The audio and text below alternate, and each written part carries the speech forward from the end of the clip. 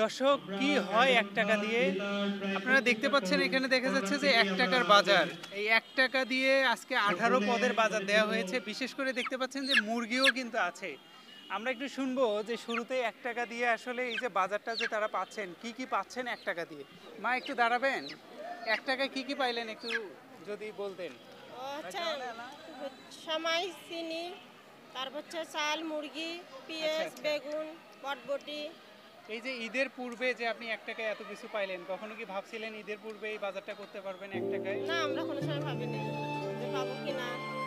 প্রিয় দর্শক, উত্তরের জনপদ গাইবান্ধা জেলায় ১ টাকায় ১৮ পদের বাজার দেওয়া হচ্ছে। আপনারা দেখতে পাচ্ছেন যে আমাদের সমাজে যারা অসহায় এবং দরিদ্র মা বাবারা আছে তারা কিন্তু ১ টাকা দিয়ে তেল, চিনি, সেমাই থেকে শুরু করে মুরগি, ঈদের যত যাবতীয় বাজার আছে প্রায় ১৮ পদের বাজার পাচ্ছেন।